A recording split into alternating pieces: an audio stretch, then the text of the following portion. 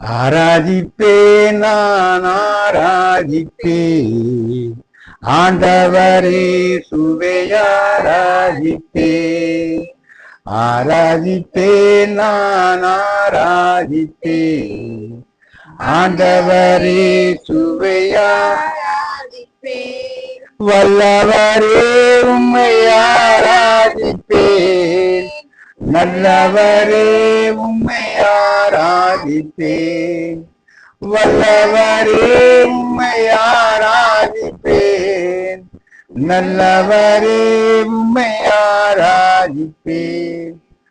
ஆராதிப்பேன் நான் ஆராதிப்பேன் ஆண்டவரே சுவையாராதிப்பேன். வானத்திற்கும் பூமிக்கும் சகல அதிகாரங்கள் படுத்தங்கள் நல்ல கடவுளே, இந்த நேரத்தில் கூட தேவனாகிய கர்த்தர் நம்முடைய வார்த்தைகளை ஆவியானவர் மூலமாக பிரசங்கிக்கவும் அறிவிக்கவும் கிருபிக்காக நன்றி. இது கேட்கிற ஒவ்வொருவரும் தனித்தனியாக குடும்பமாக ஆசீர்வதிமையா. எல்லா பிரச்சனைகள், மன சோர்வுகள், ஆண்டவர் அசதிகள், வேதனைகள் எல்லாவற்றிலும் இருந்த தேவனாகிய கர்த்தர் எங்களை விதையாக்கி கேட்கிறவர்களை பார்க்கிறவர்களை அவன் சுகத்தையும் வெள்ளை தந்து இருக்கும்படியா இயேசு கிறிஸ்து நாமத்தில் பிதாவே. அல்லேலூயா, அல்லேலூயா, அல்லேலூயா.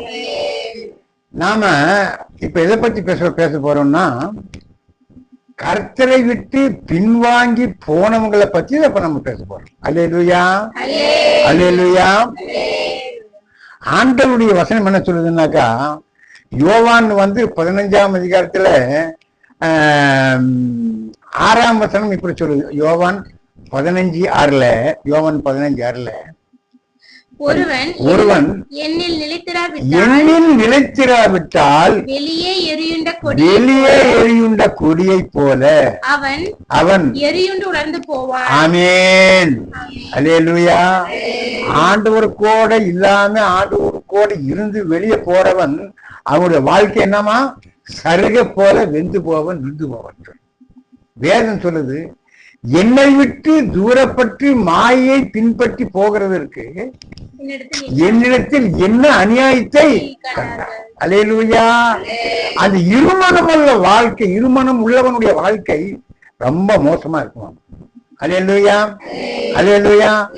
அங்க நம்ம பாக்குறோம், சங்கீதத்துல அந்த 1ஆம் அதிகாரத்துல 1, 2, 3 படிக்கும்போது, துன்மார்க்குடைய ஆலோசனையில் நடவாமலும் பாவிகளுடைய வழியில் இல்லாமலும் பரியாசக்காரர் உட்காரும் இடத்தில் உட்காராமலும் கர்த்தருடைய வேதத்தில் பிரியமாயிருந்து இரவும் பகலும் அவருடைய வேதத்தில் தியானமாயிருக்கிற மனுஷன் பாக்கியவான். ஆமா, அவன் நின்னாக்கா அவன் போற பக்கம் பூராமே ஆசீர்வாதமா, அவன் பேசுறது பூராமே ஆசீர்வாத வார்த்தைகளா இருக்கு.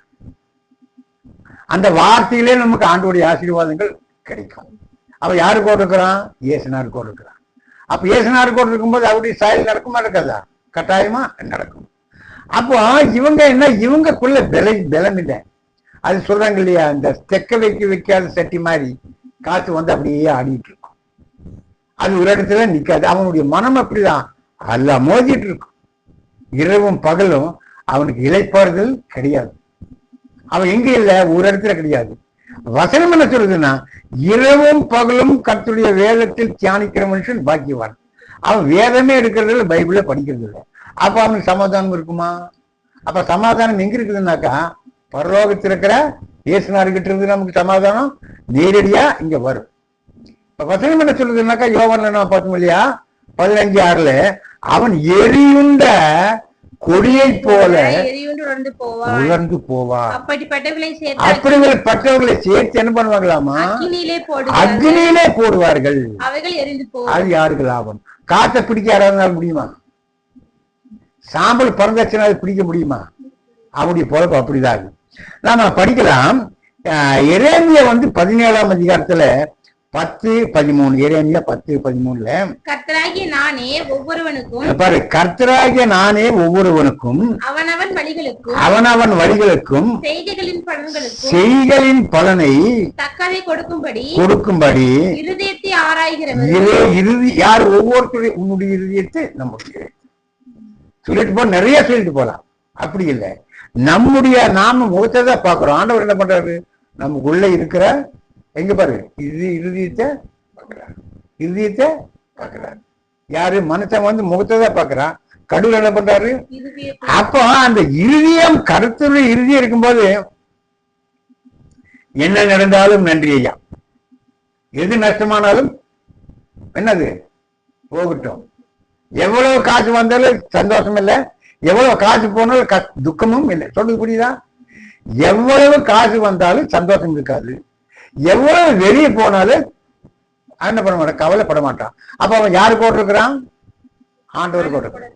யோபு சொல்றார், கர்த்தர் கொடுத்தார், கர்த்தர் எடுத்தார், கர்த்தருடைய பரிசுத்த நாமத்துக்கு ஸ்தோத்திரம். அல்லேலூயா.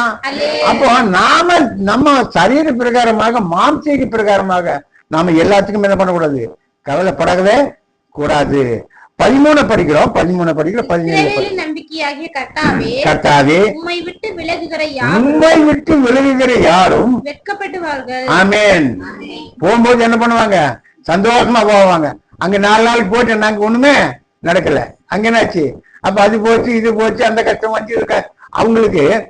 கர்த்தரை விட்டு வெளியே போயாச்சுன்னா ஊர்ல இல்லாத பிரச்சனை வரும், ஊர்ல இல்லாத வியாதி வரும், ஊர்ல இல்லாத சங்கடம் வரும், சோதனை வரும், வேதனை வரும். அவ யாருக்கிட்ட இருந்தா? முதல்ல அவரை உண்டாக்குன ஆண்டவர்கிட்ட, நம்மளை உண்டாக்குன ஆண்டவர்கிட்ட அவருதான். இப்ப அவ என்ன பண்ணிட்டான்? ஏதாவது ஒரு காரணத்துக்கு மாம்சீகத்தில் இருக்கிறவங்க வெளியே போவாங்க, ஆவியில் இருக்கிறவங்க என்ன பண்ண மாட்டாங்க, விலகவே மாட்டாங்க. மாம்சத்தின் கிரிகைகள், சரீர பூராமே மாம்சத்தின் கிரிகைகள் இருக்கும்போது அது விலகி போயிடுவாங்க. போன அவங்க வாழ்வு அவருடைய பொழப்பென்ன? எரியுண்ட குடியை போல உலர்ந்து போவான். அது இயேசுனாரே வந்து முன்னாள் சொன்னால் கூட என்ன பண்ண மாட்டான், நம்ப மாட்டான். அவருடைய வாழ்க்கை என்ன? சருகு போல உருகி போவார். அல்லேலூயா. எபிரேயர் 6ஆம் அதிகாரத்தில் நம்ம பார்க்கிறோம். எபிரேயர் 6ஆம் அதிகாரத்துல 6:4 படிக்கல, 6:4. ஏனெனில் ஒரு தரம் பிரகாசிக்கப்பட்டும் பரம ஈவை ருசி பார்த்தும் பரிசுத்த ஆவியை பெற்று தேவனுடைய நல்வார்த்தையையும் இனி வரும் உலகத்தின் பலன்களையும் ருசி பார்த்தும் மறுதலித்து போனவர்கள் தேவனுடைய குமாரனை தாங்களே மறுபடியும் சிலுவையிலே அறைந்த அவமானப்படுத்துகிறபடியால் மனம் திரும்புவதற்கு ஏதுவாய் அவர்களை மறுபடியும் புதுப்பிக்க முடியும். இயேசுனார் மறுபடியும் கொண்டு வந்து சிலுவையில் அடிச்சவர் அவங்க என்ன பண்ண மாட்டாங்க, நம்ப மாட்டாங்க. அவங்க கேடுதான் நினைக்கிறாங்க. கேடுதான் உங்களுக்கு வரும். நல்லது வருமா? கேடுதான் வரும். மாம்சத்தில் பலவீனங்கள் இருக்கும், சோர்வுகள் இருக்கும், எல்லாமே இருக்கும். அப்ப இந்த எஜமான் சரியில்லைன்னா அடுத்த எஜமான் இது கூட அங்கே ரொம்ப கஷ்டமா இருக்கும். இந்த முதலாளி செய்யல, அங்கே போகும்போது அது கூட வேற முதலாளி தப்பா பண்ணுவான். அப்ப இவனை வந்து இயேசுனார் சாமி கூட இருக்கிற வரைக்கும் இவனுக்கு ஒரு பிரச்சனையும் இல்லை. இயேசுனாரை விட்டு வெளியே வரும்போது என்னாச்சுன்னா பல பிரச்சனைகள் அட்டேக் பண்ணும். அப்ப யாரை குற்றம் சொல்லுவான்? இயேசுனார் தான் குற்றம் கிடையாது, இவங்கிட்டதான் குற்றம் சாய்ச்சி. அதான் யோபு சொல்றாரு, கர்த்தர் கொடுத்தார், கர்த்தர் எடுத்தார், கர்த்தரோட பரிசுத்த நாமத்துக்கு சொன்னார். அவன் சம்சாரத்துக்கு அது விளங்குச்சான், விளங்கலான்னு சொன்னான். நீ இத்தனை சம்பாதிச்சா பெரிய கோடிக்கு பொருளா இருந்து அப்படி இருந்து இப்படி இருந்த கோமணத்துக்கு துணி இல்லாம சாம்பல்ல உட்கார்ந்து இருக்கிற, உன் தேவனை தூசிச்சு ஜீவனை விடு. ஆனா அவன் சொன்ன பைத்தியக்காரி, நல்லது கொடுத்த ஆண்டவர் சந்தோஷமா இருந்தோம், இப்ப கெட்டது கொடுக்கும்போது நம்ம தேவனை தூசிக்கலாமோ இல்லை. அவர் சொன்னாரு, குழந்தைக்கு செத்து போச்சு, வீடு வெந்து போச்சு, வயல் வெந்து போச்சு, குதிரை வெந்து போச்சு, நகை நட்டெல்லாம் வெந்து போச்சு, போனால் போகிட்டு ஆண்டவர் சொன்னாரு. ஆண்டவர் அவனு சொன்னாரு, கர்த்தர் கொடுத்தார், கர்த்தர் எடுத்தார், கர்த்தருடைய பரிசுத்த நாமத்துக்கு ஸ்தோத்திரம். நாம் 5 படிக்கலாம், 5 6ல் 5 படிக்கலாம். அடிக்கடி பெய்கிற மழையை குடித்து தன்னிடத்தில் பயிர்களுக்கு ஏற்ற பயிரை முளைக்கும் நிலமானது தேவனால் ஆசீர்வாதம் பெறும். முழு செடிகளையும் இது என்னது? இறுதியுமே முழு செடி. முழு செடியில் வச்சாக்க வருமா? வெள்ளம் வருமா? அதே மாதிரிதான் வாழ்க்கை அந்த மோசமான நிலைமைக்குதான் போகுது. ஆனா அதே மாதிரி ஆண்டவர் போட்டிருக்கும் போது கஷ்டங்கள் வரும், துக்கங்கள் வரும். என்ன எல்லாம் அவர் சொல்றாரு, என்னுடைய பாடுகளை உங்களுக்கு முடிவு பரியந்த ரட்சிக்கப்படுவரே நிலைத்திருப்பவனே ரட்சிக்கப்படுவான். இவன் என்ன முடிவு பரியந்த நிலைக்கிறவனால முடியாது. ஏழை படிக்கலாம். எப்படி எனில் தன் மேல் அடிக்கடி பெய்கிற மழையை குடித்து தன்னிடத்தில் பயிர்களுக்கு ஏற்ற பயிரை முளைக்கும் நிலமானது தேவனால ஆசீர்வாதம் பெறும். முள் செடிகளையும் முள் பூண்டுகளையும் முளைப்பிக்கிற நிலமோ தகாததாயும் சபிக்கப்படுகிறதுக்கு ஏற்றதுமா இருக்கிறது. சுட்டரிக்கப்படுவதே அதன் முடிவு. அப்ப கடைசியில் என்னாச்சு? அவன் வாழ்க்கையே முடிஞ்சு போச்சு. கர்த்தரை விட்டு பின்வாங்கி போனவங்களுடைய நிலைமை என்ன தெரியுமா? நம்ம கண்ணுல பாக்குறோம் இல்லையா? எத்தனை பேர் கை முறிஞ்சு கால் முறிஞ்சு தரித்திரமாயி உடுக்கிறதுக்கு துணி இல்லாம, சாப்பிடுறதுக்கு சாப்பாடு இல்லாம, உடுக்கிறதுக்கு துணி இல்லாம இருக்கான். காரணம் எப்படின்னா அவன் யாரை விட்டு போயிட்டான்? அவனை உண்டாக்குன ஆண்டவரை விட்டு பின்வாங்கி போகும்போது. ஆனா குற்றம் யாருக்கு, தப்பு யாருக்கு வரும் தெரியுமா? பழி யாரு மேல சொல்லுவாங்க? இயேசுனார் மேல சொல்லுவாங்க. அந்த சாமிக்கு கண்ணு இல்லையா, காது இல்லையா, மூக்கு இல்லையா, எல்லாமே இருக்குது. ஆனா இவனுக்கு எல்லாமே இருந்து இவங்கிட்ட என்ன இல்லை? உணர்வு இல்லை. ஜெபம் ஆண்டவர் அமிதமாக இருக்கிற ஜனங்களை நீர் ஆசீர்வதியும் சுவாமி. மீண்டும் ஒரு அவரை பரிசுத்தப்படுத்தும் ஆண்டவரே.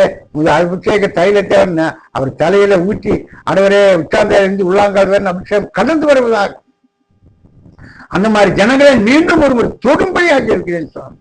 தொடர்ந்து ஆசீர்வாதம் துதியும் கனமும் மகிமும் செலுத்தக்கூடாது. ஏசு கிறிஸ்து நாமத்தில் ஜெபிக்கிற நல்ல பிதாவியாக இந்த வசனத்தை கேட்கிற நீங்க ஆசீர்வதிக்கப்படுவீங்க. நீங்க இந்த வசனத்தை கேட்டு சப்ஜெக்ட் செய்யணும்னு சொல்லிட்டு உங்களை ஏசு கிறிஸ்து நாமத்தில் கேட்டுக்கொள்கிறேன். ஆமீன்.